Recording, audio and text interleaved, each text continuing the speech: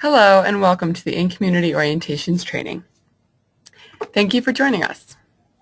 Today we'll be talking about what an in-community orientation is, why they're needed, when they need to be conducted, who conducts ICOs, where they need to be conducted, how they're conducted, and finally, what is in a participant ICO packet. What is an in-community orientation? Well, an in-community orientation, or ICO, is an arrival orientation that takes place in the student's host community within 1 week of the student's arrival. ICOs cover CIEE program rules as well as specific Department of State program requirements. An ICO contains the same information as other students receive during their group arrival. Department of State requires that we share specific information with our students, and when students cannot attend a new work orientation, an ICO fulfills this requirement. Why are in-community orientations needed? Well, as part of CIEE's and Department of State requirements, all students must take place in an arrival orientation. If a student is unable to make an arrival orientation in Newark, they must complete this requirement in their host community.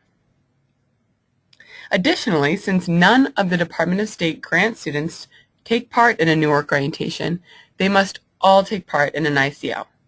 Therefore, all YES, Flex, and A-Smile students must participate in an ICO. Since I said all grant students, you might be thinking, what about the CBYX students? Well, all CB students will take part in their own arrival orientation in Washington, D.C., where all this information is covered. So while there's no need to give a CB student an ICO, you may want to include them in the ICO you give your other students as a nice way to maybe meet and interact with more students. When do in-community orientations need to be conducted? It is a CIEE program requirement that all ICOs must be conducted within 1 week of the student's arrival. To confirm that your students participated in an ICO, they must complete, sign, and date a final information form, as well as a confirmation of program rules form, both of which need to be returned within 2 weeks of the student's arrival. All final information forms and confirmation of program rules forms must be sent to fif@ciee.org. Who conducts an in-community orientation? Well, all ICOs are organized and administered by local coordinators. CIEE will send all orientation materials directly to students at their host family address. It's really important that if this packet is not received by the host family, that you let us know. Students should bring their folder with them to orientation, but it's important that LCs check in with the student to make sure that they received this mailing from CIEE. If you're a local coordinator who is hosting a student, you may not conduct your student's ICO. Instead, your student must have their ICO conducted by their own local coordinator. Where should an in-community orientation be conducted? Well, many times LCs conduct ICOs with multiple students, and therefore they like to have a potluck at their home or meet at a coffee shop or even a local community center. No matter where you meet, just make sure that you have the proper equipment to show your students the large group presentation. Wherever the LC decides to conduct an ICO, they must be able to successfully communicate the necessary information to their students, so we suggest them are quiet. A note about host families at ICOs. Host families are allowed to attend orientations, as we understand that they might drive the student to wherever you're meeting. However, they are not allowed to be in the room for the sexual harassment video, as this video does discuss and cover inappropriate host family behavior. How are in-community orientations conducted?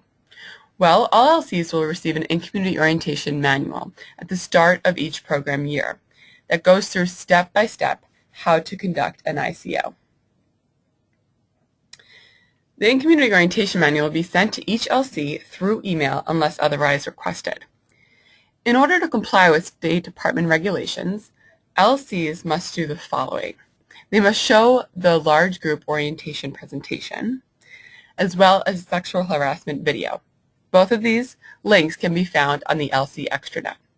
They must provide CIEE USA High School program description, communicate the CIEE program rules, share information about life customs in the U.S., including local community resources such as library, public transportation, medical centers, etc., and ensure that each of your students have received all of the required contents of their ICO packets. LCs that are conducting an ICO for a grant student can also refer to the Grants Local Coordinator Manual.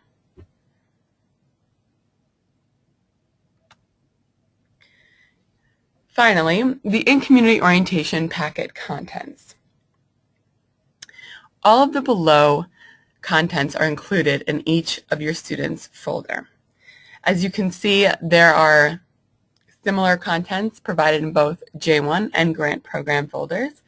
And then here to the side, there are additional materials, such as guidelines about community service that pertain to each program. Finally, please remember to send all final information forms within 2 weeks of your student's arrival. Send all final info forms to fif@ciee.org. Well, thank you for joining us today for the InCommunity Orientation training.